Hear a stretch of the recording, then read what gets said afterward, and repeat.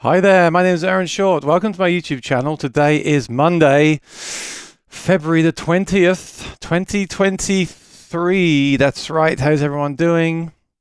We'll have a good chat today. Last week I tried to do those tuners. I'll tell you an update on those tuners, and we'll do more. Let's do more Q&A today, because last week I got away from the Q&A in favor of the tuner debacle. I got some guitars to show you. Just arrived at Sweetwater that I'm a big fan of.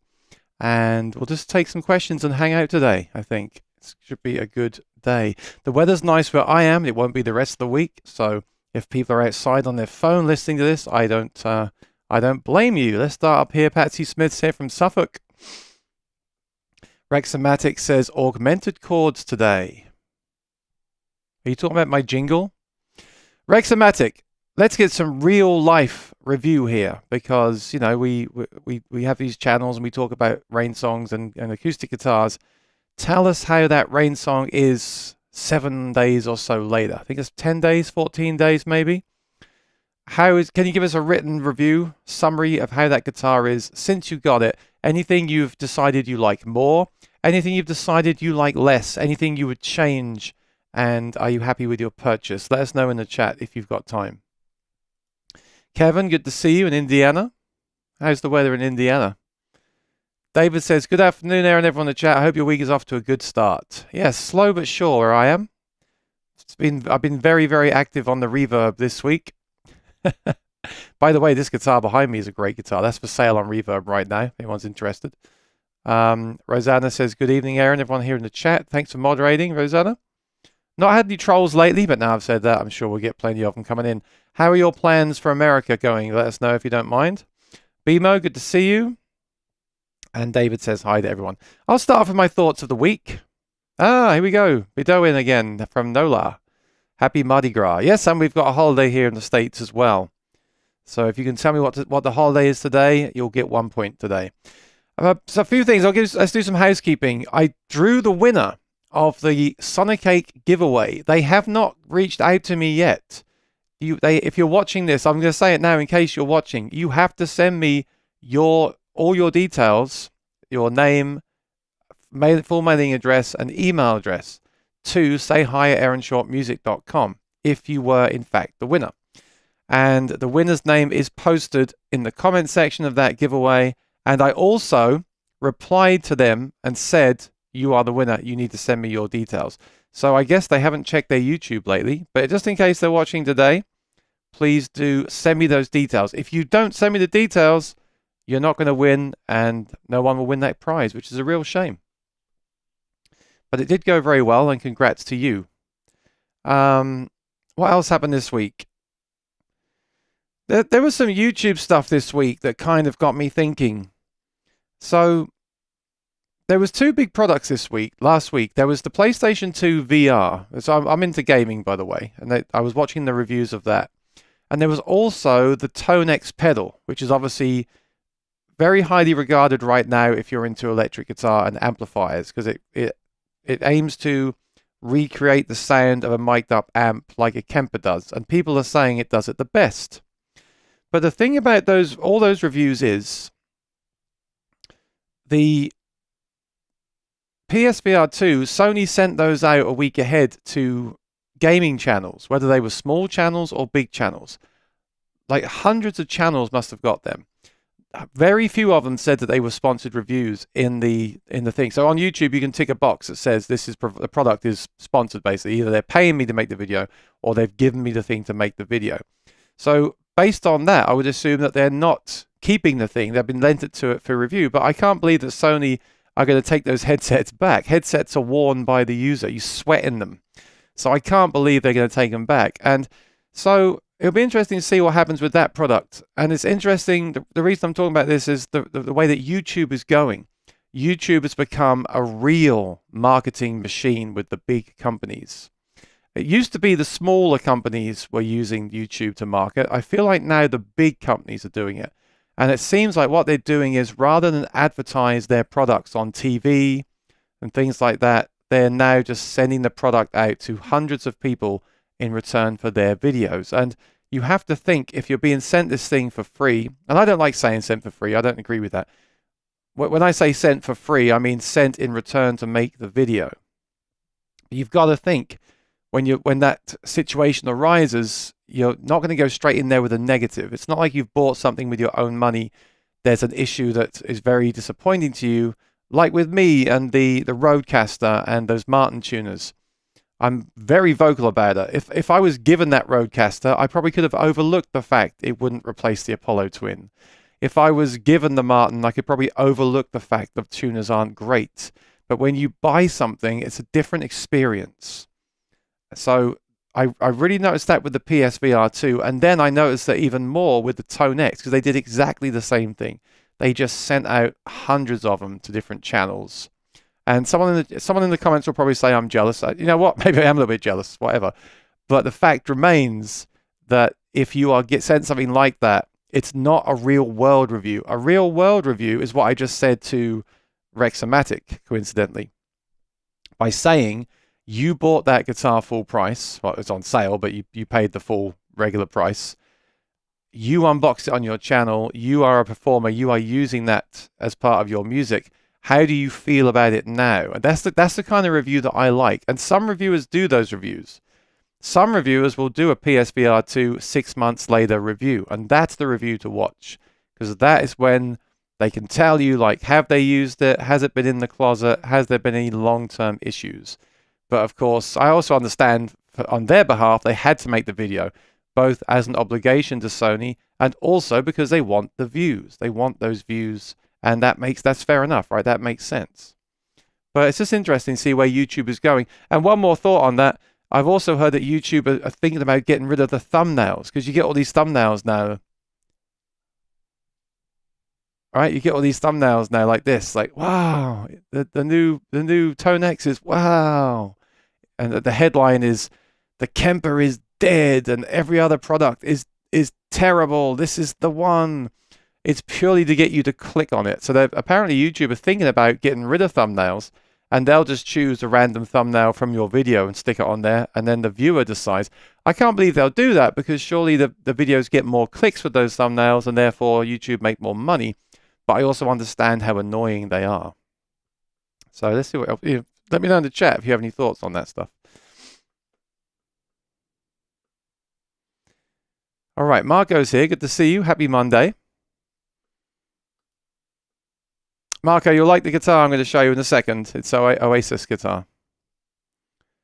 President's Day. Congratulations. We have a winner. How much are you asking for the Strat? I'd like 1,000 for it. It cost me 1,500. I think it's a great deal. I used it on 2 gigs. So, but I don't really want to ship it to Canada. I know you're in Canada. I'd rather sell it in the USA. Rosanna says, I know it's been a troll-free zone for a while. It's Pancake Day tomorrow and the plans are going well. We're looking forward to coming over. Yeah, Pancake Day tomorrow. But remember, British pancakes are very different to American pancakes. American pancakes are the smaller, fluffier ones. The British ones are more like crepes. They're the bigger, flatter ones, right? Very different. Jimmy Carter went to hospice care this week. The Tonex pedal looks promising. I look forward to your review. So this is it. You see, I'm not going to review it. I am trying to change my ways. I'm trying to change my channel a bit. So that's why I said the other week, like the Quad Cortex, I thought long and hard about it. What rig do I actually want? Now, it doesn't mean it will be my only rig forever. Doesn't mean I won't have another rig. But what's my focus going to be for the channel, the videos, and what I use day to day? Bearing in mind that no rig is perfect. What I have quite strong opinions on the Tonex, because I've used Tonex. You can get Tonex for free for your computer, and you can try it. And I've tried it. It didn't blow me away. Some of the amps sounded great, but it didn't, like, a light didn't go off, and I didn't feel like, you know, this is going to kill everything else. But I bought the full program. I like IK. I love my studio monitors that I got a few months ago. They have great customer service. I know that because I had lots of issues with them, but they fixed them, right? They gave me a replacement. The software, I bought that based on the fact of all those things, and I do think it's good, and that will basically be in that pedal. But for me, it's a step backwards, because for me, I've settled on the Quad Cortex because not only because it sounds great, but because it's small and portable, and it has the mic input for a singer. It actually has 2 mic inputs. So the reason I settled on it was there's a few reasons. The form factor is a big one for me because I need portability. The sound, because in all the sound comparisons, it sounded like the amp. And in my own comparison to a JP2C, it sounded exactly the same to me and to many viewers. So I've ticked that box. I'm fine with that. And then the fact that it can run those mic inputs, it could run a 3-piece band. So there's 3 reasons why that product is for me. And also, it's a newer product. People want to see videos on it as well. That's a nice little side thing as well. So for me, that is the one that I want to use. And I don't want to keep jumping around different gear because it's tiring, it's expensive, it costs a lot of money and time, and you never really get good at one thing. You just sort of become a jack of all trades. So with the Quad Cortex, I want to get really good at it so I can go to a gig and just, I mean, it's very easy to use anyway, but I want to just like go, done. And I know how to access that. I know that little trick there. I know that little thing there. That's what I want. And then I can put those as videos on the channel.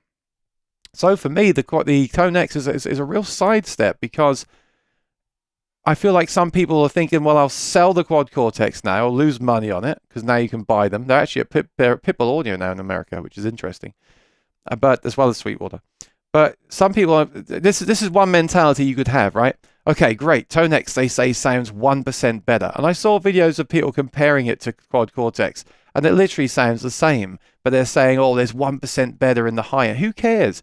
So you're going to sell the Quad Cortex, lose money, and take all that time to ship it to somebody. And then buy a Tonex pedal, learn how to set it up, update the firmware, and find the amps that you want. And there's no models. You've got to find all the captures you want. So you find them, and then you've got to get your pedal board out. You've got to wire it into the pedal board, and then you've got a bigger pedal. Okay, if you have a pedal board already and you want a pedal board, that's great. But to go through all that just to have the latest and greatest, for me, is a complete sidestep and not a smart move at all. It would be interesting if they made a bigger unit because IK have their own effects.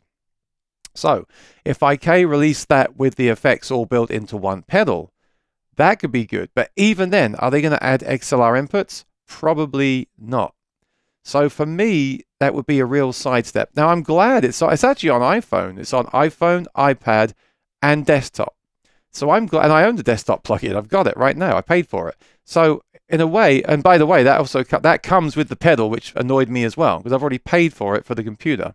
So I don't like that move that they did there. But I already have it. So I will use it, and I'll use it for recording for sure, because it's a nice way to load an amp in and make changes as you go. With a plugin, you can make changes after you've recorded. So I do think, I love what they're doing. I support what they're doing. I think it's great. But for these people to go on YouTube and say, oh my God, this is going to kill everything else. You have to basically sell everything and get this. I think it's very dangerous. I don't think it's good. And that's not the way that I'm trying to steer what I do. I still recommend the Quad Cortex for people like me that sing and run small bands and want an all-in-one unit. And I think it sounds great. So I don't want to be the person that says to you, yeah, you should sell everything and get the latest and great. I think, you know, just to please IK. No, I want to be more definite about what I use. I got out the Voice Live 3 Extreme the other day to check some settings, and I've had a problem recently where when I load it every time, the looper settings are different. I have to reprogram them every time. And as I was sitting there at the table, I figured out how to fix that. There was just a different way of saving I hadn't done. So there you go. That's something that was bugging me that could be in a video. And there's something that's made that pedal now even better. And that is a great pedal. You can still buy them. They're not really supported anymore by the company, but you can still buy them. And again, that's what I use at my shows. I want to talk about stuff that I use. I use stuff every day. I don't want to just make videos about stuff that is the new hot topic, you know, just for the sake of it. Occasionally I will if it's something I'm genuinely interested in, but I don't think it's healthy to tell people to constantly change what they have. So that's my honest thoughts about it anyway. So Rexomatic has an update on the Rain song. Let me just have a drink. So still really happy with it. It's too easy to play all the time, sitting out on a guitar stand. Pulled my CEO7 Martin out to play. Each guitar has its own sound. I like them both. That's true. The Rain song becomes the guitar that you have out all the time, and therefore you play it more. And also the action doesn't change. They have a nice low action. So I agree with that. I agree with that completely. And they're so light. If you get a nice light gig bag with that, it's just like it's like a feather. So yeah, I'm glad you're still liking it.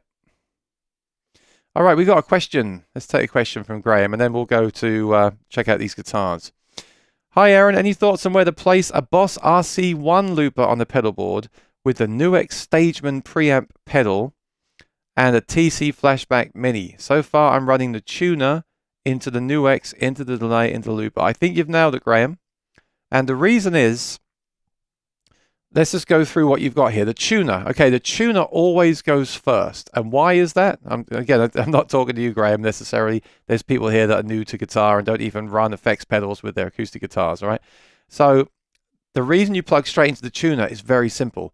The tuner is tuning the guitar, and in order to get the most accurate reading of your guitar, you want the guitar to go straight into the tuner. All right? So that's why you put the tuner first. If you put the tuner at the end, imagine the guitar going through all the different effects and reverbs and delays, and then it then tries to read that signal to tune the guitar. It would mess it up, right? So you always put the tuner first to get that strong, clear signal to tune the guitar, because being in tune, in my opinion, is the most important thing. So then you're going into the Nuex. So this Nuex you've got is the Stageman preamp. I've reviewed that one. So that is a preamp, and I think it has some effects as well, right? I haven't used it for years, but it's a really good preamp. And yeah, the preamp normally comes early as well. So you might have a preamp in the guitar and then go into the tuner. That's unavoidable because the preamp's already built into your guitar. But it makes sense for the tuner to go into the preamp. The preamp is the next thing.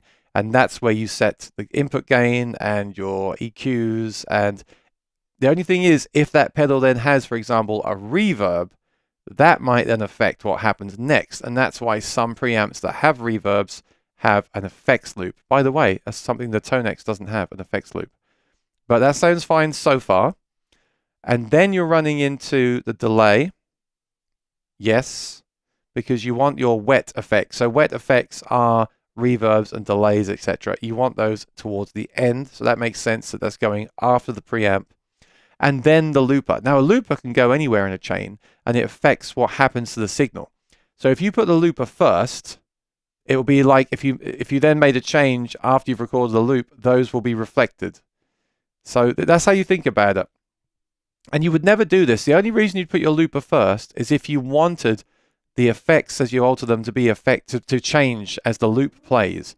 And why would you want to do that? Well, if you were doing a sound check and setting up your sounds, you can think of that looper being the first effect in the chain, even before the tuner. You could, in fact, for this, you can think about that as basically you're playing the guitar into the rig, and you can then walk around and make changes in real time. So as a performer, you'd never do that. You'd always have the looper as the last thing, and the reason is you want to record that sound. So if the reverb and delay are on, you want those to be imprinted in the recording. And if you've got the looper at the very end, that's what will happen. If you had if you don't have a loop at the very end, those effects won't be recorded. And as you make changes, you'll hear things changing on the loop. So you don't want that. So that's exactly right. You've got it at the end. So I would do exactly the same thing. Tuner into the preamp, into the delay, into the looper. So I think you've nailed it, Graham. David's not well. Wishing you good vibes, David. He missed the start. And Lee said, hello, everyone, working as usual. And John said, you're a valuable resource. I watched several product reviews recently. Thumbs up on all. Thank you. Yeah, I like doing reviews, but like I said, I always have this moral dilemma.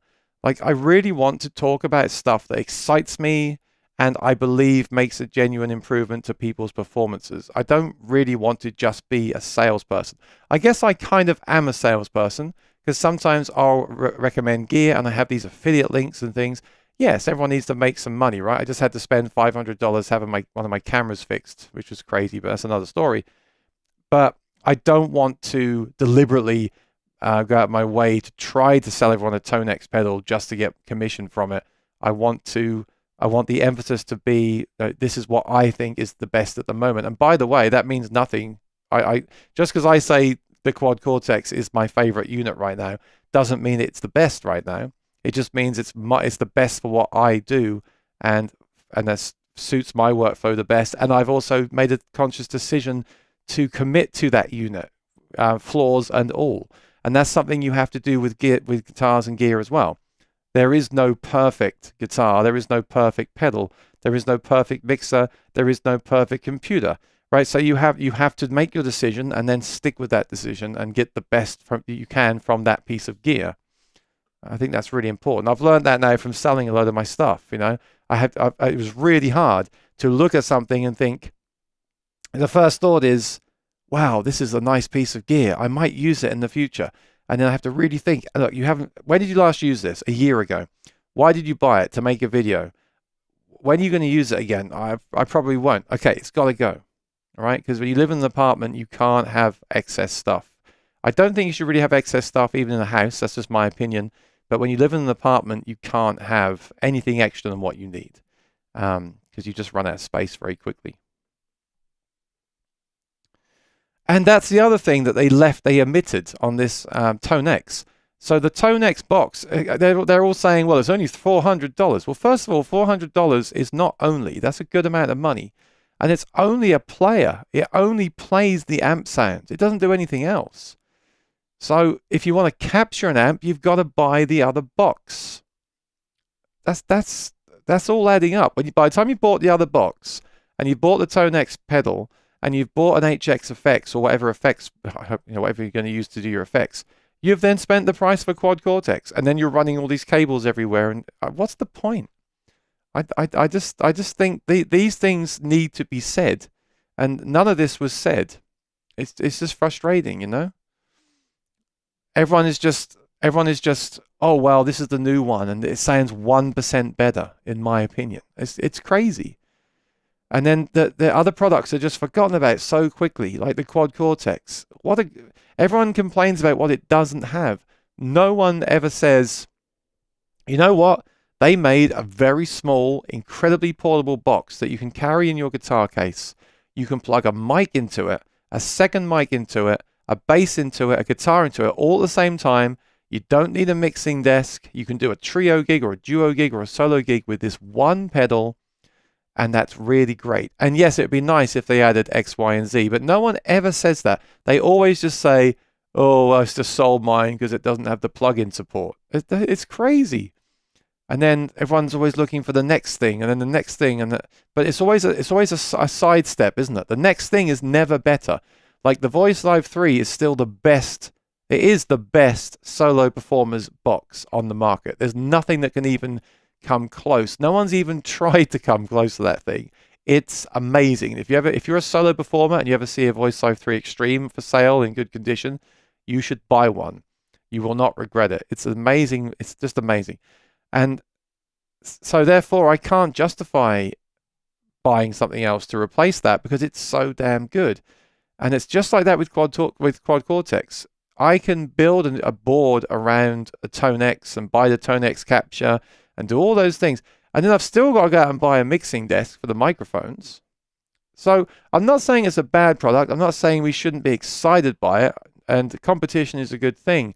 But where are all the other perspectives? Well, I tell you what, they're nowhere, because people got given the pedal and therefore they don't have another objective. Whereas when you're buying something with your own money, like me and David, that's the way we're thinking to ourselves. We're thinking, oh, your first thought obviously is, oh, that's cool, new gear. And that's why I put it in the news to talk about it, because it's exciting. But then you've got to stop yourself before you text your sales engineer, at Sweetwater, and order one. You got to stop yourself and you got to think, right, but does that really improve what I'm doing at the moment? Maybe it does, but maybe it doesn't, right? And I don't think for a lot of people it will. I don't think we'll be hearing people rave about it in 6 months' time. But maybe if they make their own multi-effects unit, we will. Who knows? Let's see what happens with that. Rexomatic says, is it still okay to use my 20-year-old Boss GT3? Yes. You know, like I said, the Voice Line 3 Extreme is still the best singer-songwriter box on the market 12 years later. The Kemper, although I've sold my Kemper, I still believe the Kemper is the best all-in-one electric guitar rig on the market, and that's a mature product. But you see all the time people saying they're not going to buy one because it's old.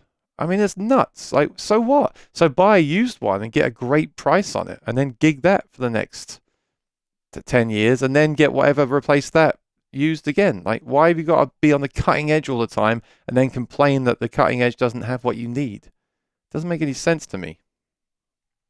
But I do get it though. I do get it, because I get the excitement. You know, I suffer from that as well. As soon as I see something new rumored, I get really excited. But you just have to learn to stop and think, is this actually going to change what I do musically or not? Because most of the time it doesn't. That's the thing. So Rexomatic, that's the thing. If you've got something that works and is reliable and does everything you need, even if it does 99% of what you need, or even 90% of what you need, then that's best just to keep that. Marco says, I'm into buying Vox VX50AG or Bugera acoustic amp. Any thoughts on these? I've tried the Bugera electric amp. It was excellent value for money, although I didn't keep it because I had another amp at the time that I preferred. And then the Vox, I haven't. So if they're acoustic amps, so I don't know if you watched the show a few weeks ago. I'm just not into acoustic amps anymore. I don't see the point of them. Not when you can buy a Bose S1 Pro, a JBL Eon Compact, or an Everse EV. What's it called? Everse 8. Everse something 8. I forgot. My mind's gone blank. I do still have it, believe it or not. I should be using it next Saturday in Times Square again. But no, the Everse 8. That's it. So those things, for me, are just better because they've got more power, they've got more full range speakers, they've got bigger speakers often, they're battery powered, they have Bluetooth connectivity, they have a built-in mixer, and they tend to have a bit more power. So I just don't really get the need for an acoustic amp anymore. I think they're nice things, and if I could warrant having one extra, I probably would have something like an AER or something, like a $2,000 acoustic amp, but I still don't think it would be any better than an Everse 8 or a JBL. So if I was you, Marco, I would look at that. And then that way you can also use that to sing through. You can even take it to a barbecue and use it to play music through when you have the barbecue. So it's a much better purchase, in my opinion. Geez, a nice shirt. Cheers. Let me take you off the screen so I can show it.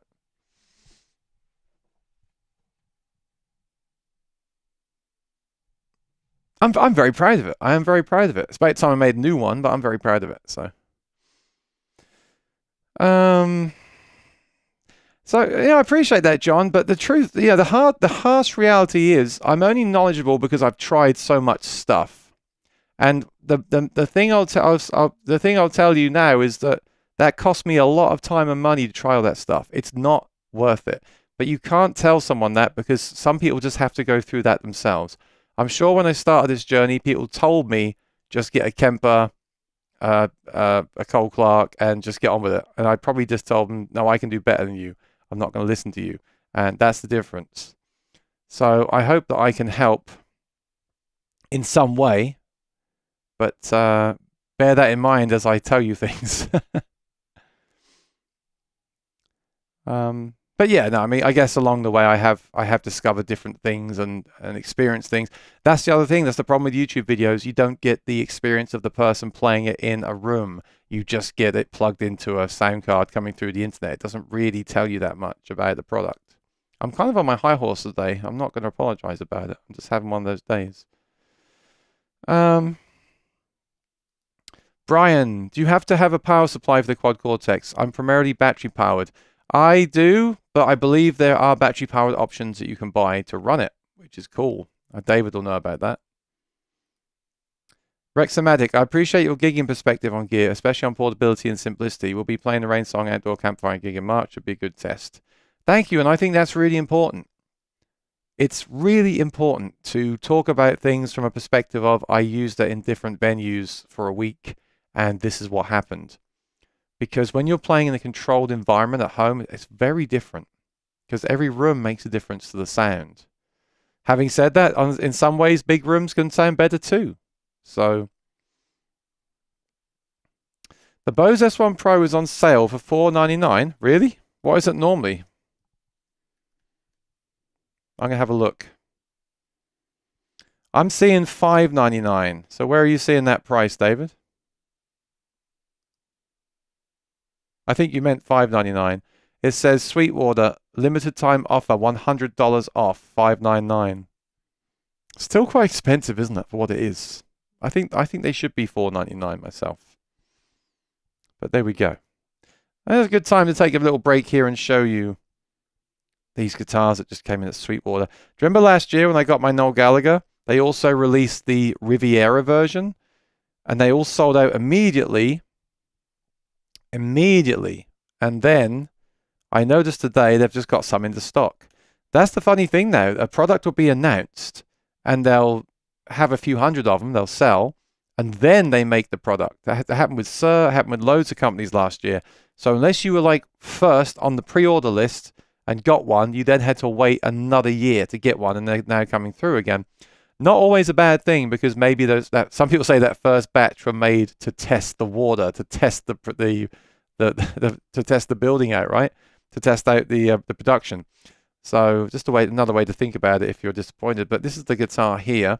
I'm going to jump over to Sweetwater on the screen and show you. This is the Riviera. So I love these guitars because when I was growing up, I was a big Oasis fan, as you know, and I was looking for this guitar. This is the famous Oasis guitar. This is the guitar that Oasis played in the early days. The rhythm guitarist Bonehead played one, and Noel Gallagher played one. Now these are actually very affordable. These aren't like the original ones. The original ones were made in Japan. And I'm sure at the time they were this kind of price back in the day. I mean, we're talking about 20 years ago, aren't we, or longer? So I get it, but I think it's cool they did this. What they did was they released the red super expensive guitar, and they also released this affordable version of the Riviera. So this is the actual Oasis guitar. The red one is the guitar that Noel played later on in Oasis and mostly plays now. This is the guitar, if you look at early Oasis videos, that they're playing right at the start of the group. And these are the ones for me that were iconic. So as a teenager, I did go to Liverpool, and I wanted this guitar, but they didn't sell them because the ones that Oasis bought were Japanese, a Japanese version, and they bought them in like local guitar stores. They were very limited in quantity. So they didn't have these. They had a Sheraton. So I bought a Sheraton. I only sold that a few years ago, but that was like what I got to be close to this. And that was a great guitar. But I like what they did here. They've re-released the guitar. So this is a Noel Gallagher, but it doesn't have like his signature across the scratch plate. It has the signature on the back of the neck. Let me see if I can find it. Yeah, it's just there. See Noel Gallagher? That's it. So I like these. They're meant to be production models. They've got right-handed, left-handed versions. I don't know if they're going to make them forever. Why the heck didn't they make these when Oasis was starting out? Because the people like me would have bought these up. Like, this is what I wanted as a teenager, this very thing. And I don't know if the quality is anywhere near the quality of the original version. I haven't compared them, but I'm glad. I don't know. I thought Marco would get a kick out of this. I'm glad they've done this, but how popular will they be? I don't know. I guess the Noel Gallagher signature is hidden behind the headstock. Maybe this will just be a cool, like, regular model that they'll have. So there we go. Oh, it says Noel Gallagher inside as well. So I'm glad they did it, and I just think it's interesting that it took like almost 12 months for them to actually come into stock. If you want to get one or look at anything on Sweetwater, that link I put in the chat is my affiliate link, and anything you buy after clicking that link gives me a commission at no expense to you. That's my ad for today. All right. Lee has a question. What is a good small amp to use for a couple of open mics? I'm just going to say the same again, Lee. You're either going to get the Bose S1 Pro, which is the absolute smallest box with no app control, which means it's very simple to use, but you can't like go in and make it more in depth with the editing. Or you're going to get the JBL Eon Compact, which is a really great unit, has physical controls and an app control, and the app is being updated to the newer app in around June, around the summer, which will make that product even better. Or you get the EV eVerse 8 you've heard me talk about a lot. So the JBL has one extra channel, the Bose is the smallest, and the eVerse is the sort of most complete package at the moment.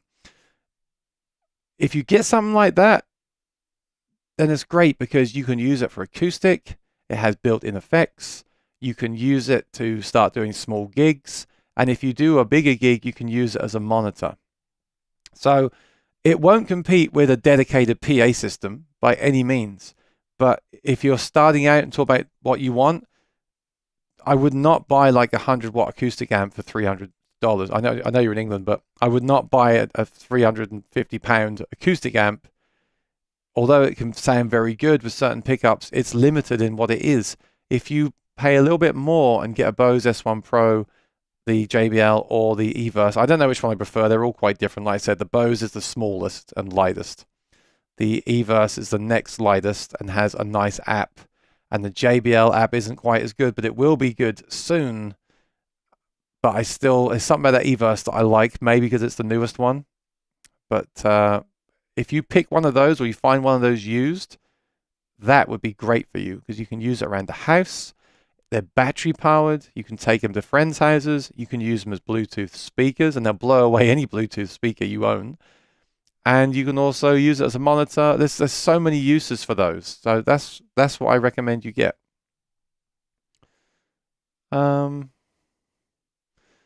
has a question. Have you updated the firmware? I was actually going to do that yesterday. I didn't get around to it, because the firmware release they just released is meant to be a big update, which adds a few new features and improves the sliders. And the sliders are my biggest gripe with that thing. So I was going to do like an updated video on it with my thoughts on the current firmware. But I believe there's an even bigger update coming in a few months' time. Possibly, maybe, definitely maybe. So that's an Oasis reference. So that's when I'll do my big review that I should have done 2 years ago, because that's the firmware that should have launched with that thing from day one. But it's a good box. Whenever I use that system, I just plug the VoiceLive 3 straight into it. I don't even use the app really, just to maybe just change the master volume a little bit. So I want to see the app improved. I believe it will improve. I've had no problem recommending those systems because JBL put all their products into the app, which means they have a lot riding on the app, which means the app will improve. I just wish it had been better from day one, especially from a company like JBL. But that's something I'll do if I have the time. There's some other videos I need to get done that I've sort of put at the head of the list of that one of which I'll tell you about in a second. But that would be a good one to do. Update, I've got it right here. So update the system live, and then do another demo, like a revisit the app and see if it actually is easier to use now, if it's more responsive. So I might do that because those videos do well, and a lot of people enjoyed that first one that I did. John says you're honest and knowledgeable. I try to be, but you know it's hard to be because what's the point really? It's only my opinion. This stuff is only my opinion. You know, it doesn't mean that it's going to work for you, but it might do. I guess it's better than something that doesn't work for me. That definitely wouldn't work for you. I know, maybe it would. Oh dear. Here's Gary. Now see, Gary is someone that where that rang true, because Gary saw me play the HTC Anthem at a gig and he bought one. So that is the kind of thing that I'm talking about, where what you do is evident to another player. But it's hard to put that into a video because you're not in that room at that time. Your point about gear sounding different at gig venues instead of home cannot be overstated. I don't make the final decisions I gig, whatever it is. Yeah. Yeah, and it's really kind of obvious because a room can make so much difference. Even moving a speaker in your own room. If you put a PA speaker in a corner of your studio, it will sound completely different to if you put it on a stand in the middle of the room. That's just physics, right? That's just science. That's just whatever you want to call it. That's just sound and acoustics. And that'll be the same thing in a venue. But there are certain pickups and speakers that do sound very good in every venue. And there's certain systems that don't sound good in every venue. And so I think that's important. This is a good segue into the tuners now. So I got my replacement tuners. I was kind of nervous about it in case I had a problem, because that seems to be what happened with me. I get problems all the time. So I removed the old tuners. I put the new ones on. They just went straight in. The screws went straight in. There's no problem with installation. High E, perfect. Smooth, silky smooth. High B, perfect. Silky smooth. G, silky smooth. D, silky smooth. A, scratchy. And E, low E, scratchy. I'm like, what's going on? Maybe it's not the tuner. So I got out the other guitar that has those same tuners. All smooth, no problem. So I'm sorry, but last week I was a little bit on Martin's side. A few people said last week about the tuners, about you shouldn't get that from a $3,000 plus guitar. And last week I kind of steered away from that a little bit because I didn't want to start ranting about, yes, that's terrible. I didn't think that was fair, because many products you get, and I'm sure you've had this experience as well, whether it's a refrigerator or a guitar, there's many products from big major brands that have issues. It's going to happen. So much is shipped now. So many things are made in quantity and shipped all around the world. You're going to get problems. It's how they deal with them. So I'm still going to give Martin the benefit of the doubt and see what the next reaction is. But I just sent an email saying, thank you for replacing the tuners. They are better, but 2 of them are still not right. And I know they're not right because it's not like that on the other tuners I have on the other guitar. So I'm going to see if they offer to send me another set or maybe at the very least 2 more of those to replace again. They really need to send me 10 of those tuners so I can make sure I get one that works perfectly. But isn't it crazy? Isn't it nuts that they're using these tuners on these guitars that are now up to $3,000 to $4,000 guitars, and they've got these tuners that are not consistent? It's really bad.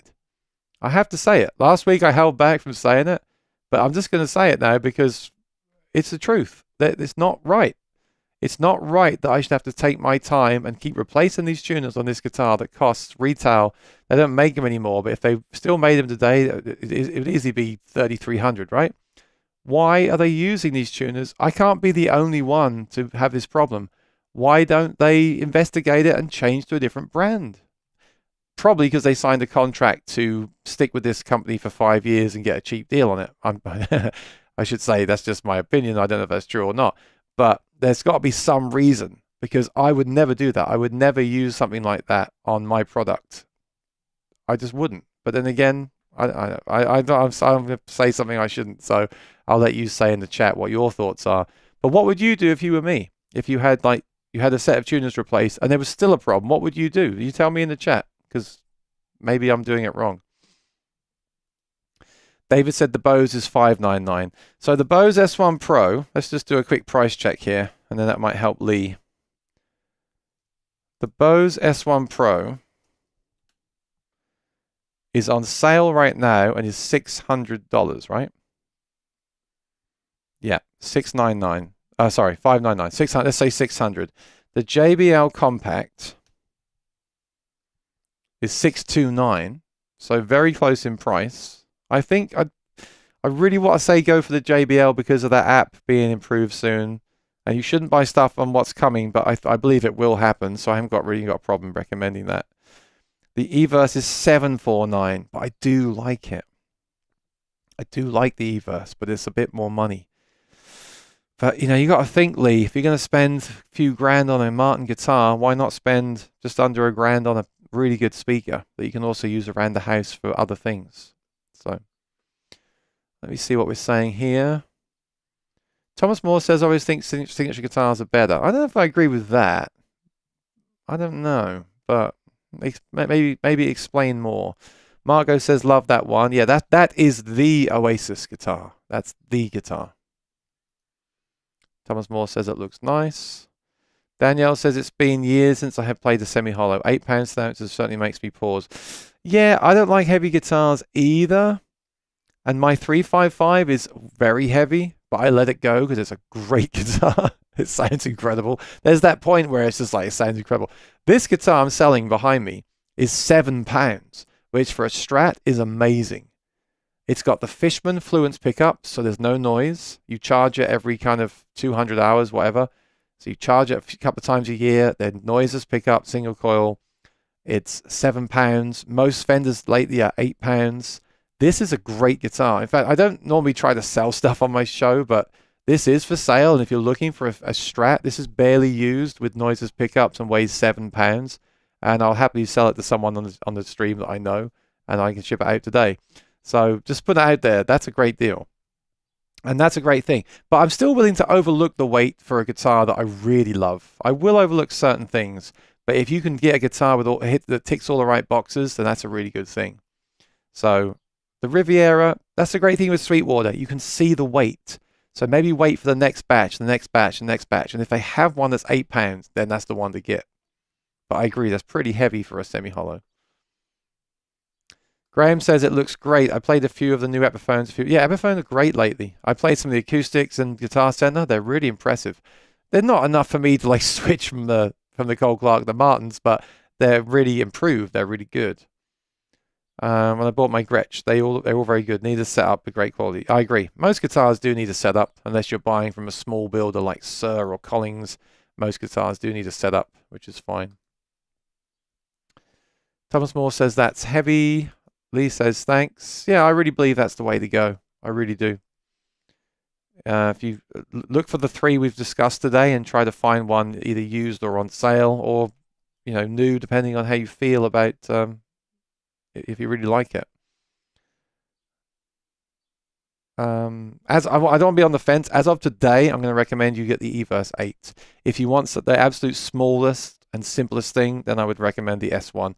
But the JBL, I might recommend again in the summer when they have that new app. But only if that new app has also been improved at the time as well. So we'll see.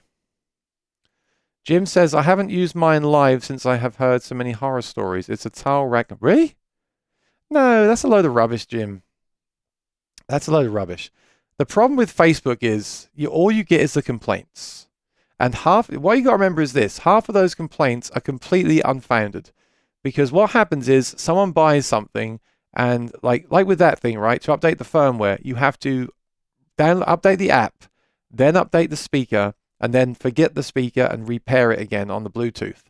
I know it's not ideal. I know it kind of sucks. I agree. But that's just the way it is. And new firmware is a good thing. Okay, it's a bad thing because products ship before being completed. But it's a good thing because products will be improved down the line. Look at the QC. Much better now than when it launched. All right, even the Helix, much better now than when it launched. But what happens is, and I've done it myself as well, something goes wrong, you've done it wrong, and then it goes wrong, and you can't get it to work. And what do? You jump online and you start asking questions in the forums, and that's what everyone does. No one ever goes on the forum, like I said earlier, and says, I bought a Quad Cortex, and I'm really impressed with how it's got a mic input. No one does that. Everyone's always saying, oh, it crashed or something. Not about that product, but it's always the complaints that come through. And it's like reviews, right? Very few people review a restaurant and say it was wonderful. Most people will say there was a fly in their soup, right? So that's the thing. Don't let that put you off using something. But that latest update is supposed to be the biggest so far. So definitely take the time and install that update and take it to your next gig and try it out. So I'd be interested to hear your thoughts on it as well. Gary said the Grovers are not well made. Now, I can believe that because when I first replaced them on that guitar, they were okay, and then they went bad. But I have them on other guitars, and they haven't gone bad. They better not. Actually, Gary, I did mean to ask you. I wanted to ask you if you could ask your luthier if he did fill the holes in your guitar, or if he just added the holes in like I was going to last week. That'd be really useful information if he can remember. Like, did he actually fill your headstock and then drill new holes for your new tuners? Or did he just add to the hole like I was going to last week and stop myself? And I did return those tuners, but I kind of still wish I had them now. Although, why should I? Why should I spend $200 on new tuners? Why should I, right? But if you could ask him, I'd appreciate it. I think maybe you asked him before and he couldn't remember, but that'd be good to know. That's the GPC 28, Thomas. I mean, of course, any guitar, acoustic guitar, you can take the tuners off, take the bushings out, fill the headstock, and drill new holes and bushings. Of course, I don't think it even needs new bushings. It just needs new screw holes. So it's not the end of the world. It's just a thing that you shouldn't have to deal with at that price point. Danielle, I find it's very difficult to tell if the tuner is the problem or if it's the dressing of the nut saddle. No, this is definitely the tuner. I could prove it by moving the D-string tuner to those slots, but I don't think that I need to. It's the construction of the tuner itself that's the problem. The low E, the low A. Like I said, I've got another guitar with the exact same tuners, and that's not a problem. So it's nothing to do with the string or anything like that. It's the tuner itself is not smooth. And yes, they are smoother tuners. Sorry, they are cheaper tuners than the other ones that I've had last week. The ones I bought last week are $200. Those Grovers can be found for, I believe, $50 if you shop around. So they're a cheaper product to start with. Rexomatic says, I do appreciate not needing to spend a lot of money trying gear out by seeing what you and a few other musicians think about gear. Hope you're able to recoup most of your investment. Yeah, I mean, but you did buy the Rain Song because of me, right? But hopefully my enthusiasm shone through. You know, I did worry that maybe I was being over the top. I kept talking about that guitar. I was very impressed. And I wanted people to know that it was on sale. It's not on sale anymore. So it was a good move to get that. Same with that recorder. I use this Tascam recorder.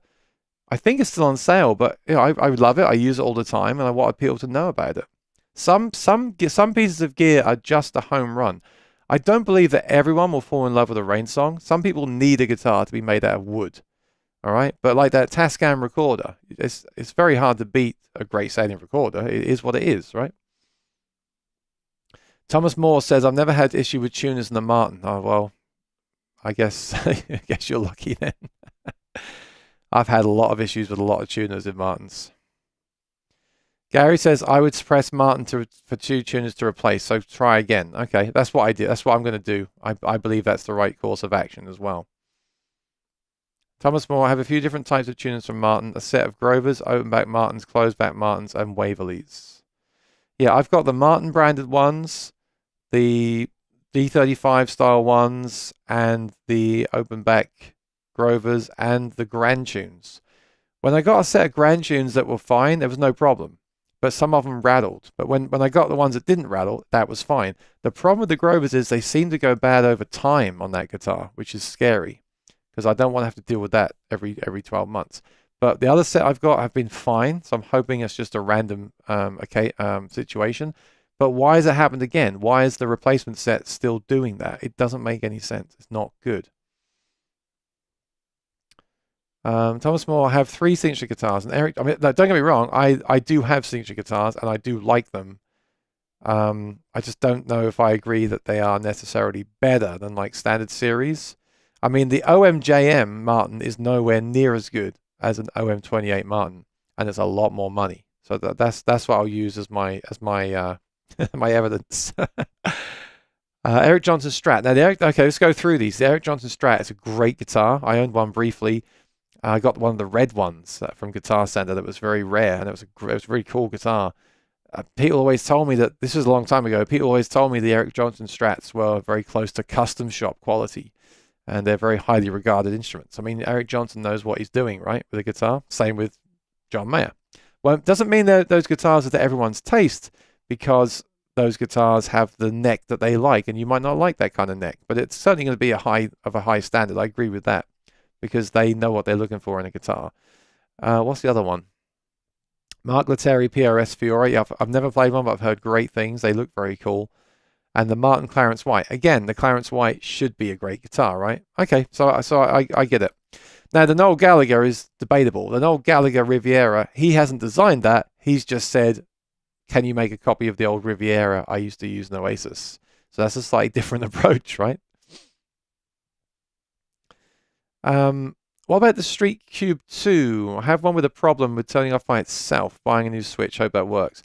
The Street Cubes are very famous, and the Street Cube 2 was meant to be a big improvement from what I heard, but I've not actually used them myself. I may have used one in the very early days, but I didn't stick to it. The fact of the matter is now that these new battery-powered speakers that came out the last few years are just a big jump up from what we used to have. So I used to use an AER acoustic amp at gigs, and it just wasn't powerful enough, and that thing's $1,500. Something like the Bose S1 Pro is just as good and a third of the price, and if not better maybe. So yeah, there's only two routes I would go now. It's a battery powered, because you need the battery power and the lightweight, which is why I like the eVerse 8, or something like QSC K8.2 and a Elite Acoustics mini mixer. That's a much better sounding system. That's a much more expensive and heavier weighing system, but that's if you're plugging in and you want real pro gear, that's the way to go. But these battery powered options are just as good, if not better, than the acoustic amps. Again, in my opinion, there is something about a dedicated acoustic amp that is nice, but they're one trick ponies. They're not usually great for vocals. They're not usually great for Bluetooth music. They're not usually great for flexibility. David says, my back won't let me play a heavy guitar. What's the heaviest guitar that you would go for then? I mean, £7 and under is amazing, isn't it? When you think an acoustic is sort of 3 to 4, £7 and under for an electric guitar is great. I think a lot of it depends on things though, like are you sitting down, are you standing up, what kind of strap do you use? A lot of things like that make a difference. The funny thing about me is I don't play many band gigs. I want to get more in the future. I mostly play acoustic gigs. So why do I even care what the weight of a guitar is? Because I usually sit down and play in this room anyway. I never stand up in here and play my guitar. I always sit down. At a gig, I always stand up. But it doesn't matter to me. It's fun. My point I'm trying to make is I'm very, very often thinking about the weight of my electric guitars, and yet I rarely play them standing up anyway. It's a bit like collecting gear. It's almost like, well, I need it to be this weight for when I perform at the Albert Hall. Even though I'm not having any plans to play at the Albert Hall. That's been my thing with gear. It can be a thing of, well, I need a dreadnought for when I play the campfire. I need a dreadnought for when I play the bluegrass. I need a travel guitar for when I travel. But when are you going to travel? I don't know, but when I do travel, I need a travel guitar. That's what can happen if you're not careful, rather than having the gear you need for the situation at hand. Thomas Moore, I put Grover open backs on my D15. They've been fine. Mostly changed looks and not functional. I've seen patterns with this. I've seen patterns of, and this is just my observation. This is just my observation that when, sorry, I got distracted. When I forgot what I was going to say now. Anyway, okay. I was just checking. I'll tell you what I was doing. I was just checking my emails to see. Oh, I got a gig coming. I was just checking to see if I'd sold any more gear on Reverb. Unfortunately, I haven't. So hopefully that will change later on. The used market is weird. Been weird. Like I couldn't sell anything at all, and then suddenly like loads of stuff will just sell out of nowhere, and then the same again. I don't know what does it. I've got to say the latest iPhone is good because you can use this portrait mode to take your pictures. You can get really nice pictures now. And also, when I took pictures of my pedals that I'm selling, I set up 2 floodlights on either side of the kitchen table. And I bought this. Look, this is a piece of wallpaper. It's getting bent up already. I bought this for a few dollars. I put this on the table. In fact, I could have done this today, couldn't I? It's not quite big enough, but I put this on the table with a light either side to remove the shadows, and the pictures you get are so nice compared to before. I was just taking pictures on the kitchen table and they looked horrible. Presentation is very important when you're selling stuff. The Goto tuners on Rain Song are so good. I never have to use them, but they're so smooth. You know, everyone says that. I always tune my Rain Song. I don't know why. All the Rain Songs I've had, it's not like they just stay in tune. They don't for me, especially walking around with them in a gig bag. They get moved around in the bag. But I agree, they work. That's the problem with vintage tuners. I like the look and everything of vintage tuners, but the fact of the matter is the more modern tuners are just better at being tuners than the vintage ones. The vintage ones just look nice. Having said that, there are vintage tuners that work really well, and there's vintage tuners, as I've discovered, that don't work well. I don't get it. Very annoying. Rexomatic, tuners on my CO7 are not smooth. You see what I'm saying here? I don't want to keep going on about it, but it sucks. I don't like those tuners anyway. I had a CO7 for a few months. I sold it once we entered lockdown, and which turned out was a good time to sell stuff. I wish I'd sold everything back then. But the CEO7 tuners were the thing I liked about the guitar the least. But they worked. They did work for me. They just they didn't look as cool as the vintage ones. I wish all the tuners that Martin used were interchangeable, so we could just choose the ones we want. You know, so I often think this, like, I bought a D35 and I don't like those big tuners. I want to put vintage on, so I just change them for vintage. Why do I have to fill the holes and then drill new holes? I don't get it. And it's like, why don't they come with a strap button? I've got to add a strap button. And why isn't the end pin drilled for a pickup, for an output jack? Sorry, not input jack, output jack. Because, you know, I've got to drill the hole. Why don't standard series acoustic guitars in 2023 come with the hole already drilled for the strap button, for the output jack? Why don't they come with a strap button and already installed, so you haven't got that fear of when you drill into the guitar to put a strap on there? Because who doesn't wear a strap when they play standing up? And then why don't they put tuners on where you can just take them off and change them every 6 months for a different style of tuner? Why do you have to re-drill the holes every time? I don't get it. And if you are going to do that, at least give me tuners that work perfectly every time, so I haven't got to worry about fixing them all the time. Tuners, okay. Old Metal Dude, I don't know. I love my Fishman Artist Acoustic. It's great and has a mobile channel. It sounds great, and the effect on break easy to carry. Now, I agree. The Fishman amps do sound good, and that's what I was alluding to earlier. Some acoustic amps do, in fact, improve the sound of an acoustic guitar pickup. But I personally would not pick. I mean, that's different. That's a more powerful amp as well. I'm thinking about the small loud boxes, the little tiny ones. I still prefer the idea of the E-Verse 8. Let me just see how much a Fishman Artist Acoustic is. I know we've spoke about these before. I almost bought one of these ones. Oh, I almost bought the bigger one. You see, it's 120 watts, a 1x8. It's kind of comparable. It doesn't have the app controller. You can't go in there and tweak with the app. And it's $800. I don't know. I'm not going to say I wouldn't choose that. I think that for some people, that is a good way to go, but I'm still going to stick to buying an E-Verse over that, because I think it's more flexible with the app control. And you don't have to use the app control if you don't want to. I know some people want the physical controls. I do too, but the app gives you a lot more flexibility that can be programmed in. And for example, my Cole Clark is much better with a 120 hertz high-pass filter, and I can program that into the E-Verse and just leave it that way. I couldn't do that on like the S1 Pro. The S1 Pro doesn't have any of that at all. That can be a problem on that thing.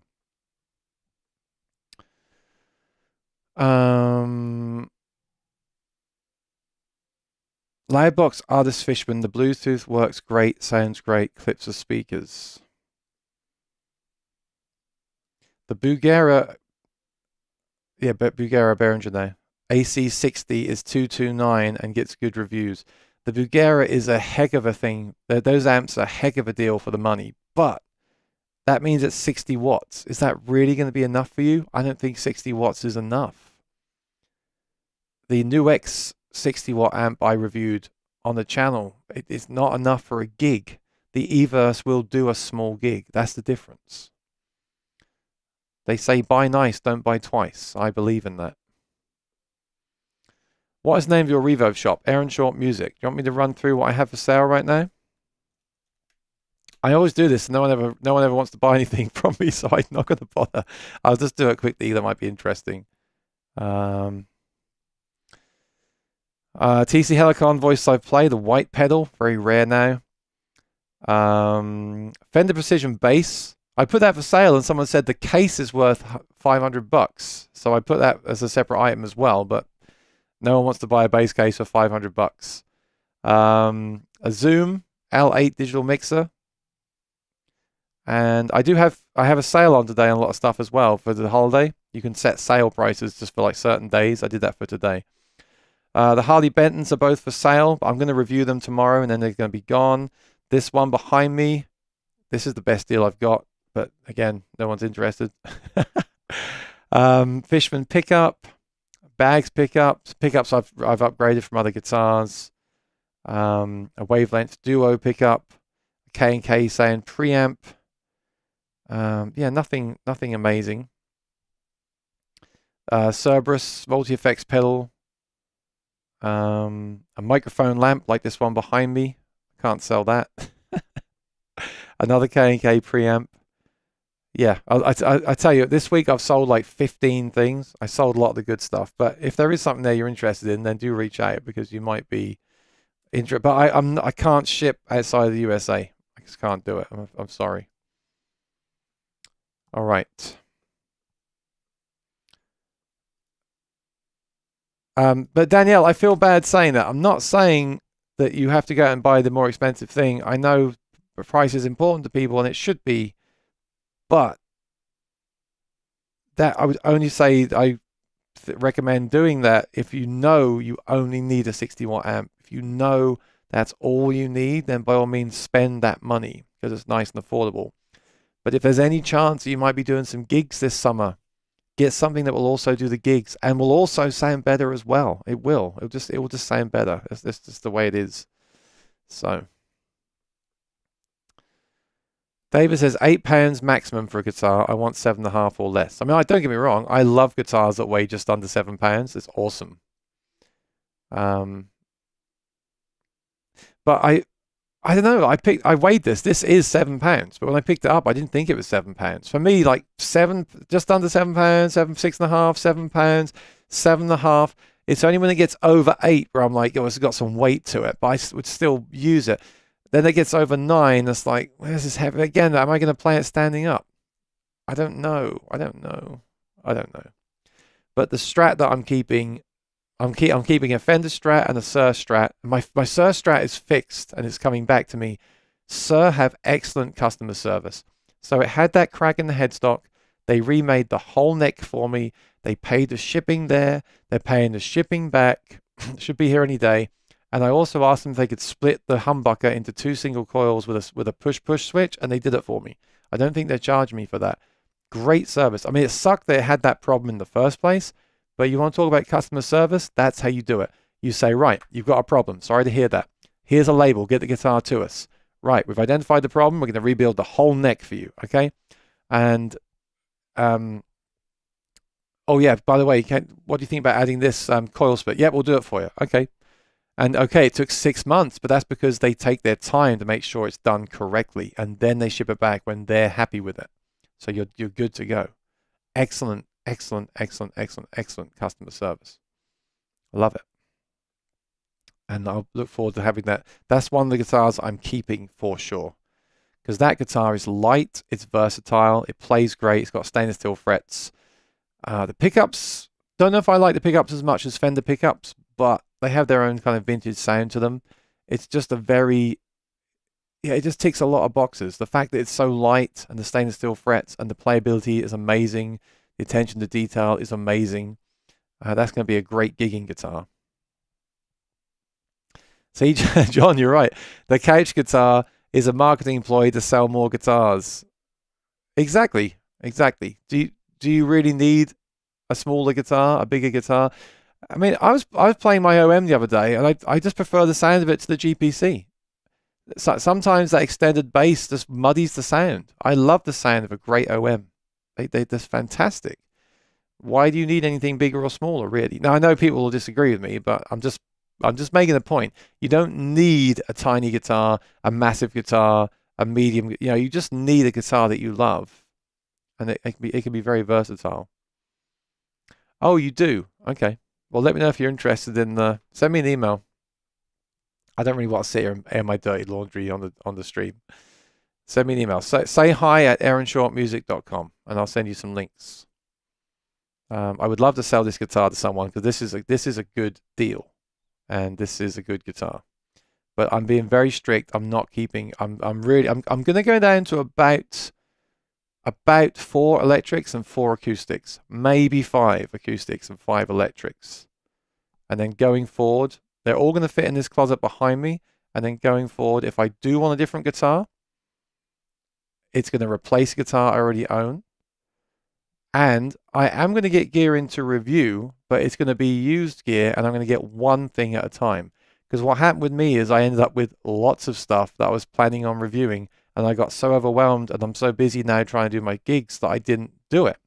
So my plan, just to be completely transparent, is exactly that. Get down to just the stuff that I use and I believe in, make videos about that, and then save up and every few months buy something used that I haven't used before, I want to investigate, make a bunch of videos on that one thing, and then sell it on either to a viewer or to someone on Reverb and hopefully get most of my money back. I think that's a great way to do it and much more realistic.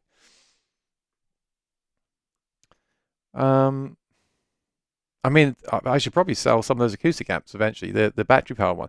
I have the S1 Pro, I have the Everse, and I have the JBL, and I want to compare all 3 of them in a video because I think that'll be a really good video. But I do not need all 3 of them. Which one will I end up keeping? That's really tough, but I have to do it. I don't need 3 of those things. David likes the feel of the Goto 510s. I don't think I've tried those. John, this is what I'm saying. If you sing and play, why would you choose an amp over a PA speaker? Exactly. Exactly. I completely agree. Now, what if you don't sing? I still wouldn't go for the amp because you might have a singer with you at some time.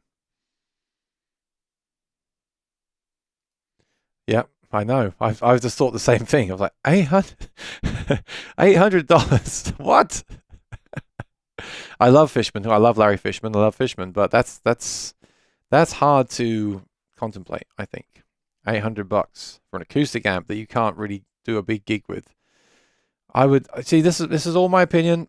I'd much rather see. I want to take the opinion here, the thought here that we're working on doing gigs, right? That's what I don't know. You can play at home for fun, you can play for friends, but ultimately, when I talk about what gear I recommend, it's like what can you then use the most long term. So for me, I mean, I would always tell someone, get a QSC 8.2 and a small digital mixer, and then you can add to that in the future the bigger the gigs get, and it'll do everything from small to big gigs. As you grow, you can grow with it. That's what I would recommend. But I know for some people that's complete overkill. They got to learn the mixer.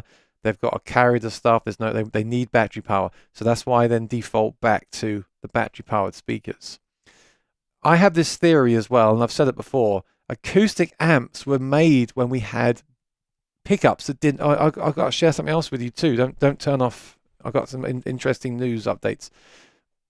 Acoustic amps were made when we had basic undersaddle pickups in guitars. Undersaddle pickups in guitars sound, let's just face it, they sound crap, right? So the reason they made acoustic amps was to make those undersaddle pickups sound better. They're not transparent amps. They color the sound, and they color the sound to make your pickups sound better. Right. So that's why acoustic amps 10 years ago were very useful. Now, the systems we have now are so much better, or some of them are still crap, but some of them are so much better that they benefit from a true reference sound, like in a studio. When you record in a studio, you don't play through a colored speaker. You play through a transparent they call it FRFR, but whatever you want to call it, reference monitors.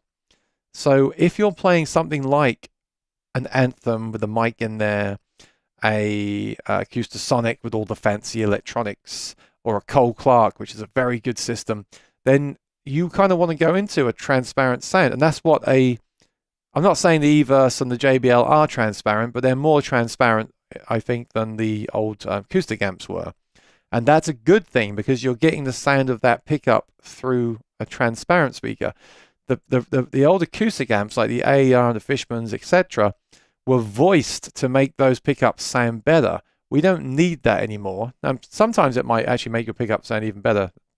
That's a different argument, but for me, that's the difference. And the problem with those acoustic amps of the past is the way what they were voiced was not good for vocals. Vocals sounded horrible through my AER. It used to give me my ears bleed.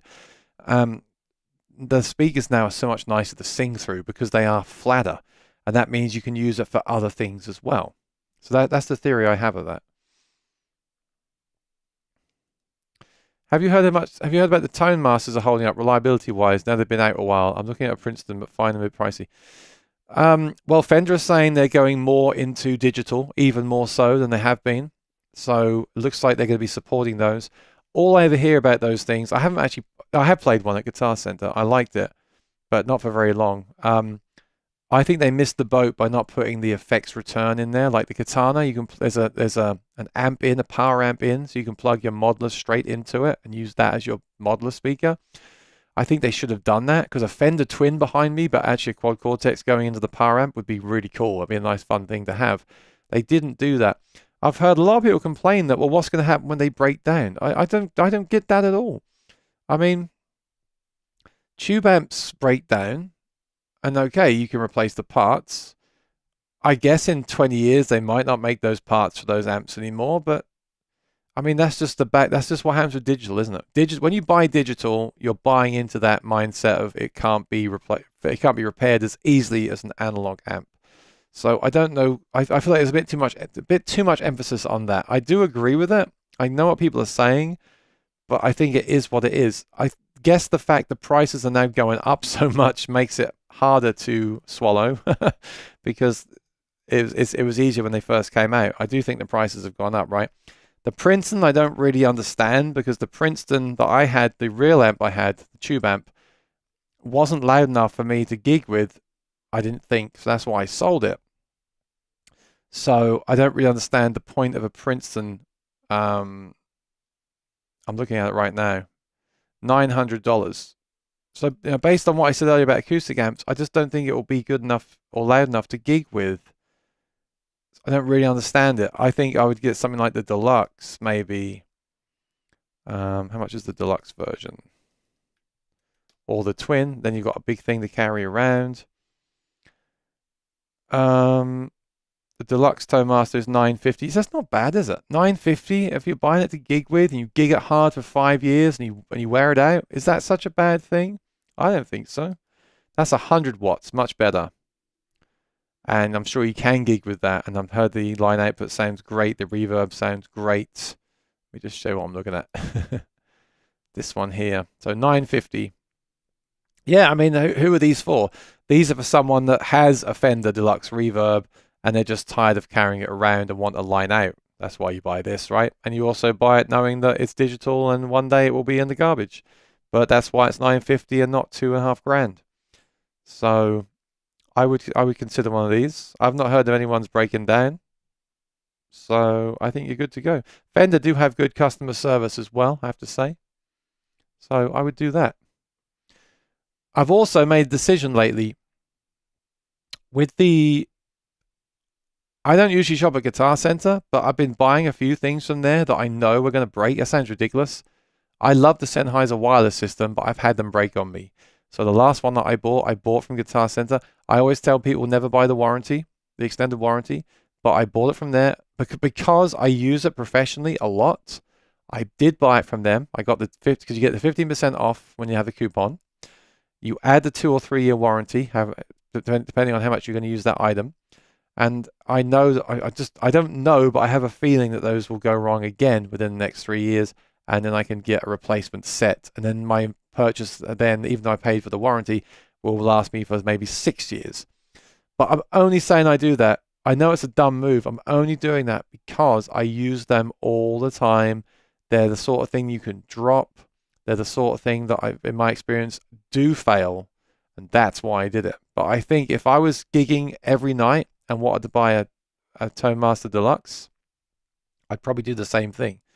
I'd probably get a warranty on it. Now, Sweetwater do give you a 2-year warranty anyway, but the Guitar Center warranty is nice because they'll just switch it out. So I would probably do that. Then again, I just think if you're gigging full time, $949 is fine.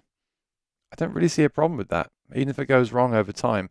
Don't forget, a lot of these boutique tube amps now are $3,000, and you've got to retube them all the time. Every year, replace the tubes. So in a few years, you've spent a few $100 anyway. That's just my opinion. That probably won't be a popular one, but that's my thought on it. I see the Sadowski 15-inch semi-hollow is just slightly over £6. Oh wow, that's light. I don't know why these guitars are so heavy now. You know, it's interesting. If you look on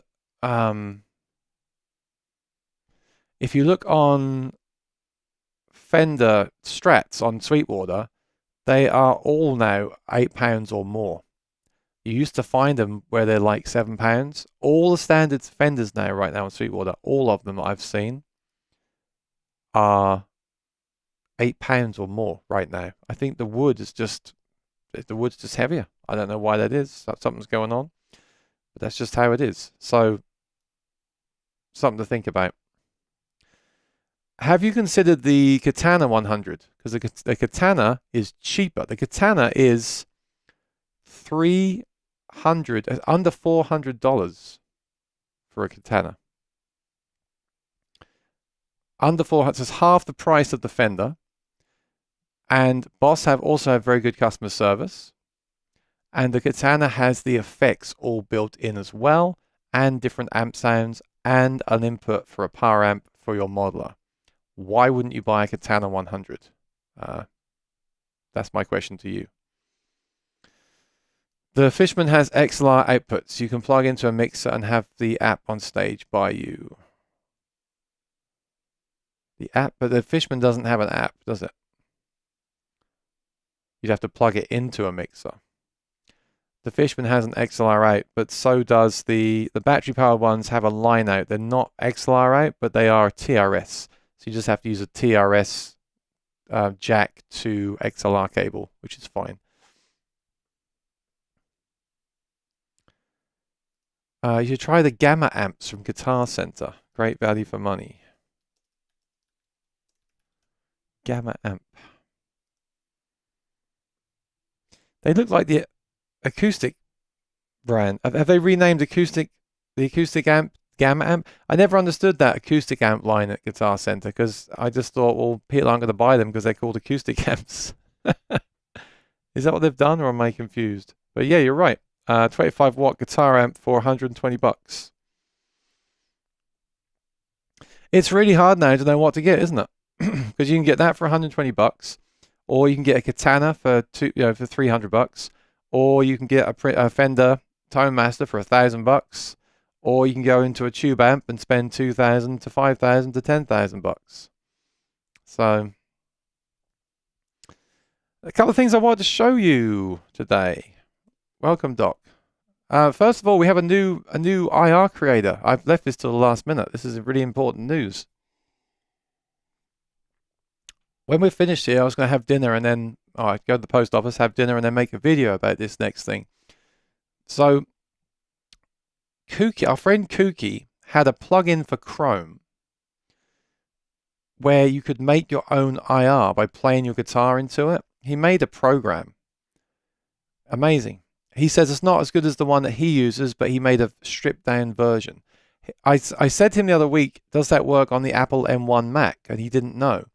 But yesterday he posted a video where he's made a new version, and I tried it last night. It's very good. Now it doesn't make your guitar sound exactly like the mic, but it dramatically improves a piezo pickup where it sounds very, very, very nice, very usable. I really enjoyed it last night, and I'm very fussy.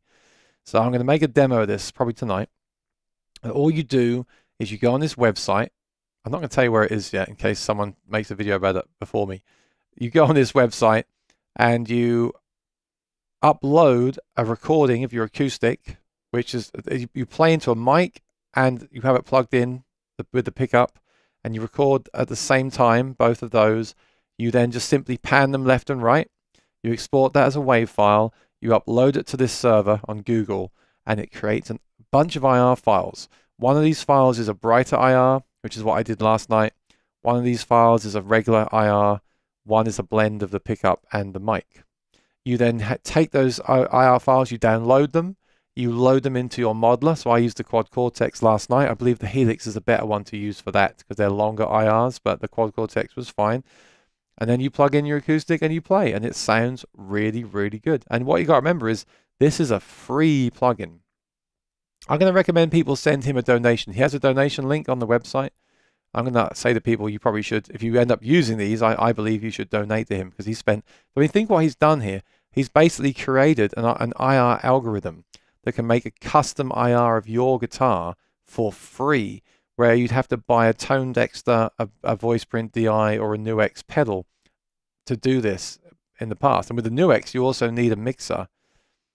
So if you've got a microphone laying around at home and you've got something like Logic or GarageBand, you can make an acoustic IR of your guitar, and you get 4 different versions, and you can load them into your pedal, which will be a, like I said, a HX Stomp or a Quad Cortex or a Kemper or whatever, and then you can use these for recording or at your gigs, and it's all free.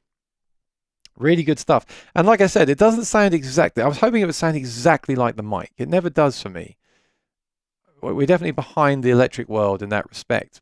But having said that, I believe it's some of the best sounds I've heard from IRs, and the other companies are big companies. Fishman, LR Bags, Audio Sprockets, and this is Kooky making this thing alone. That's really impressive that he's made this thing alone of this quality. I wish someone like Neural DSP would sign him up and basically buy that from him and put it into their pedal. Because like I said, it's not perfect, but it's really, really, really good. Imagine if on the Quad Cortex you could plug in a mic and your acoustic and play, and it processes it and gives you those IRs the way he does it on the server. That would be amazing for them. But there's just not much interest in this stuff right now, unfortunately.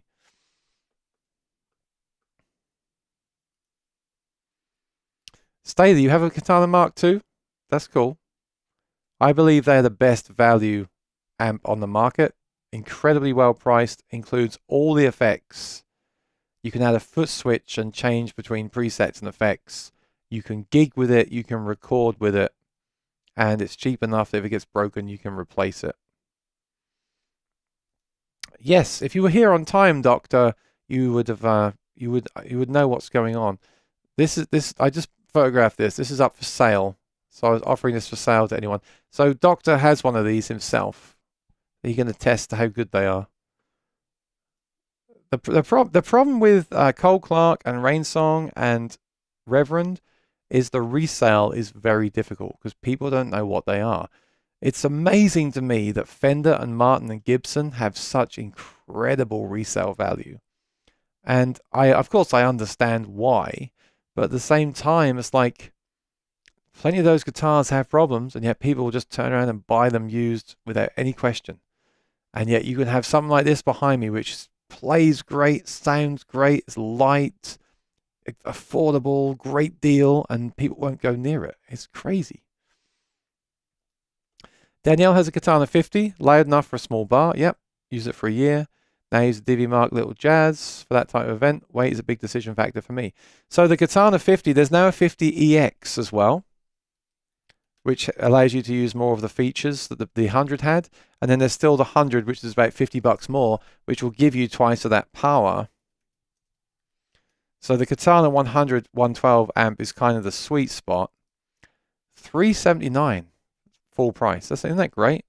And the weight of that thing is 32 pounds. So very, very manageable. Very manageable. 32 pounds. You know, that the Kemper cab was amazing, but they're like $600 bucks. Okay, they're small, they're light, they're $600 bucks, so they're double the money of the katana. And the problem with those is you can't use them for anything else. They only work really with the Kemper because the Kemper controls it from its internal software.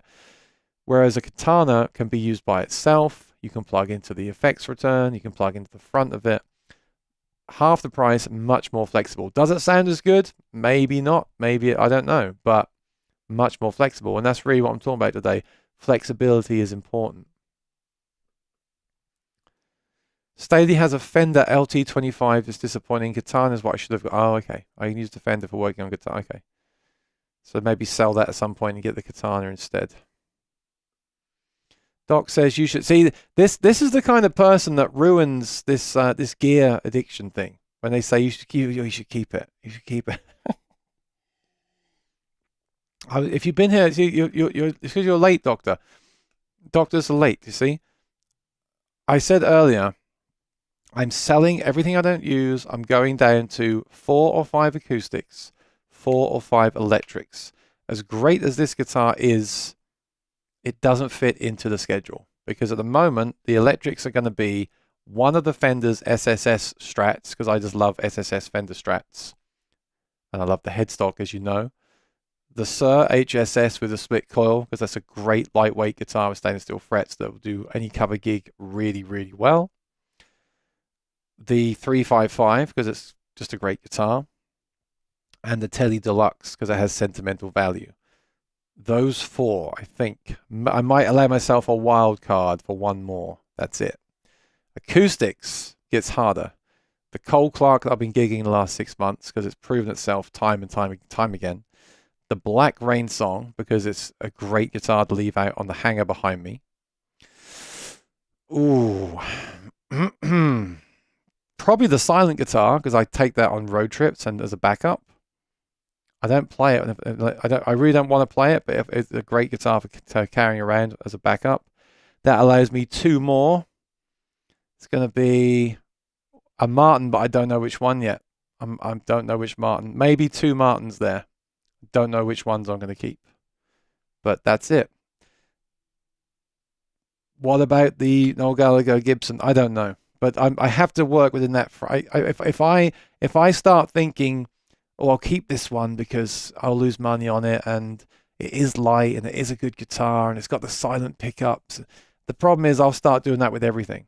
I'll end up justifying everything. I'll keep that banjo because I might play Deliverance next week, you know. So I can't do it. I have to be strict. I have to let it all go.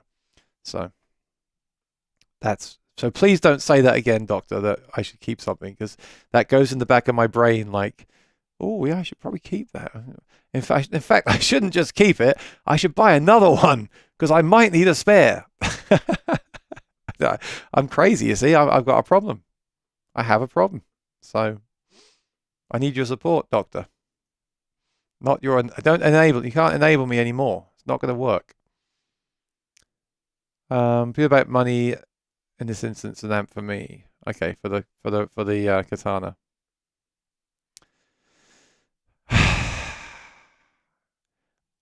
Well, let's just say this morning I put it for sale for $1,000, and it cost me 15. I think this Reverend now is 1,700 at Guitar Center, and I've used it at 2 gigs.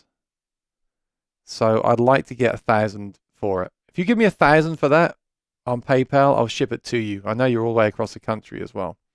I'll ship that to you for 1,000 if you want it. It's yours. It's almost brand new. And if not, I'm just keep checking my reverb to see if it's going to sell. Here's one on the guitar I'm selling. Beautiful guitar. If only I had more money. What does that mean? I've got the $2,000, but I can't pay for tax and shipping. Any videos of it on your YouTube? I mean, what do you want me to say? Like, I'll give you I'll take off the tax and shipping. I can't do that. My price is already at rock bottom. Sorry, buddy. My Katana 250. I think it sounds okay, but not great for gigging. Worth the $100 I paid for it used and mint. Add the Bigfoot switch, the 100 version. But yeah, the 100 version Mark II with the foot switch. The new foot switch, you can link 2 foot switches together. So you have 1 foot switch for your 5 channels, and then 1 foot switch above it linked to that one with a short cable for your 5 effects. That would be a great rig.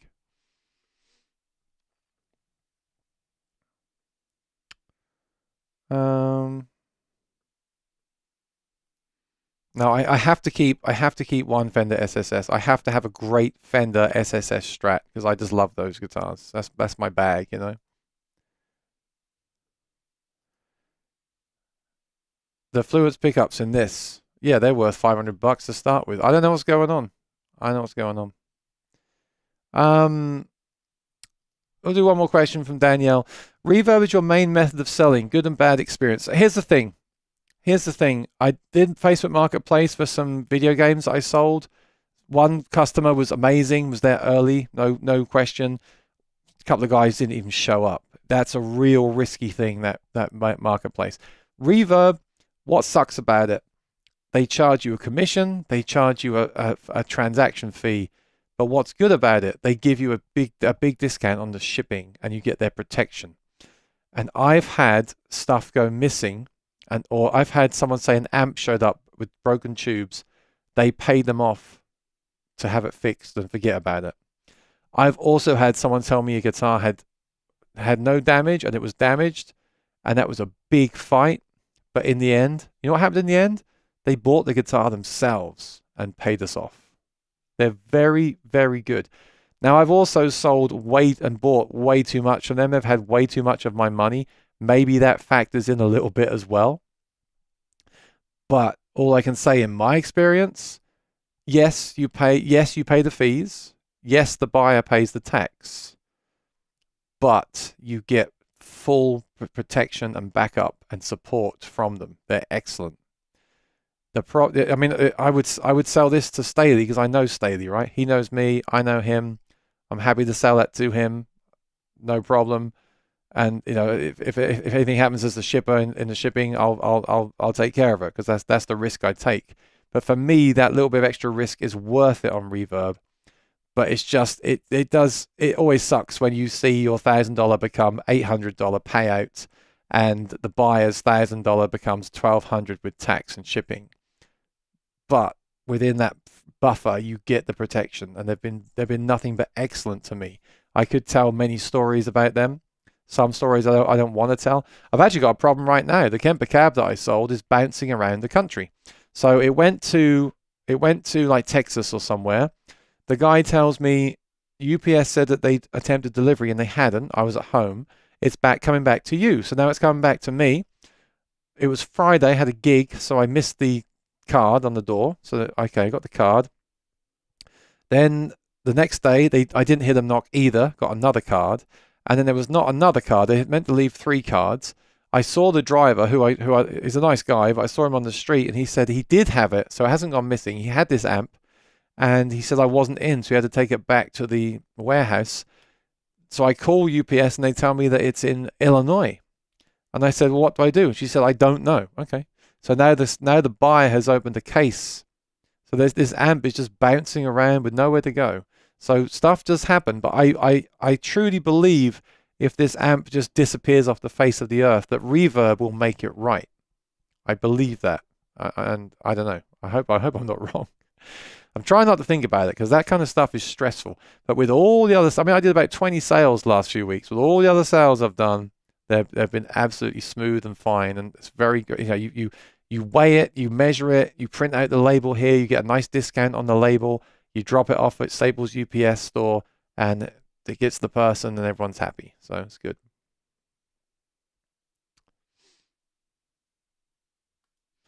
Sold my first jumbo Yamaha after getting J200 Gibson and a mid-80s G&L Asset. After getting the reissue, sort of missed them. Sold my first, yeah, I sold my first Yamaha too. That sucked. Sometimes you got to let stuff go. You can't get too hung up on it. Yes, David, I did a sale today because it's the holiday. I did discounts on stuff, but they will not be on there tomorrow. And I didn't actually, with the sales that I ran, I didn't sell anything anyway, so I don't recommend doing that. If you're going to sell something, wait it out. I just sold a guitar that was up for a year or so, 6 months, and it sold out of the blue. That's what's going to happen. Someone's looking for something, and then it'll come up, and they'll buy it. I've still got both the Acoustasonics. I mean, actually, my plan with that is to sell one of them, and I want to make a video about which I'm going to sell and play them back to back. But you've just thrown a spanner in the works, because that will push me over to 6 guitars if I keep the Acoustasonic. So maybe I better say 6 electrics and 6 acoustics then. Okay, fine. Yeah, I know, but I've had no interest. I put it on sale for today. Tomorrow it's going to go back to 1,000. 1,000 is what I really want. They don't seem to make them anymore. Sweetwater don't have them. Guitar Center have them for 1,700. The prices went up. The only reason I went to 1,000 is that there's some used ones in supposedly mint condition that are 1,000. So I matched that price to try to, or they're just actually they're 950. So that's why I matched that price. But the thing about mine is I've only used it at 2 gigs. So I think that mine is more mint than the ones that they're selling. But that's just my opinion. The real thing to take away from this is, unfortunately, I said that earlier, Reverend, Cole Clark, they do not hold their value on the used market. It's a shame. They just don't. They don't. It's a shame. So they're great. They're great instruments. If you know you want a Reverend, if you know that's what you want and you keep it for 10 years, then great. I recommend them. If you're the sort of person that buys and sells all the time, do not buy a new one. But be smart and buy a used one. So if you can get mine for that price, then you're a winner, because that's a big saving. So yeah, all my stuff today is even discounted, and I still didn't get stuff sell that's been sitting there. So I don't know. But then, like I said, suddenly something will just sell out of the blue. So if you're interested in anything, send me a private email. I don't want to put all my stuff on the screen. So send me a private email, say hi@aaronshortmusic.com, and I'll send you a link to my store on Reverb, and you can see what I'm selling. And if there's anything you're interested in and we know each other through this platform, then reach out and we'll figure out a good deal to do. Or you can buy on Reverb. I don't mind, either way is fine. All right, I better wrap up though, because it's 5:45 and I've been on for an hour and 45 minutes. So let me just do my quick thing here. If you're new here, please subscribe and ring the bell. I have live stream every Monday. I have the news every Friday. I have a pre-recorded video every week. This week's pre-recorded video will probably be the kooky IRs. I'm going to do that tonight, I think. So the best thing to do, as always, is to subscribe, ring the bell, turn on notifications, and then you'll be notified if I go live or post a video. So that's the best way to do it. All right, thanks for watching. Take care and be well. Enjoy the rest of your day. I believe the weather this week where I am will not be quite as nice. So I guess I will be home doing videos.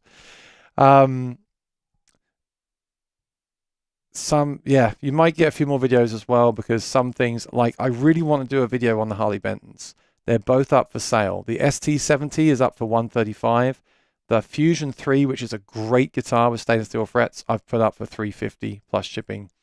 I definitely want to make that video of my thoughts on those guitars. I really believe the Fusion 3 is an amazing guitar. Again, I'm not going to reach for it, but what a guitar for $350. Stay if you're interested in the Harley Benton. Reach out. I've got an ST70 135, like a very sort of cheap, affordable Strat style guitar, and the Fusion 3 HSH Pro is a great guitar for $350. Really, really nice stainless steel frets and very versatile. Anyway, I'm not going to sit here and try and sell stuff all night. I shall go and do a video. So thanks for watching. Take care and be well. Subscribe, ring the bell. I'll see you next time. Thanks for watching. Bye bye.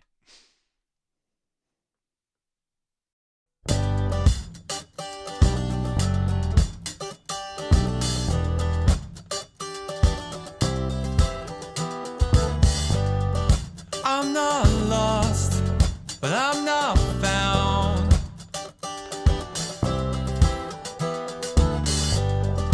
I'm not up, but I'm not down.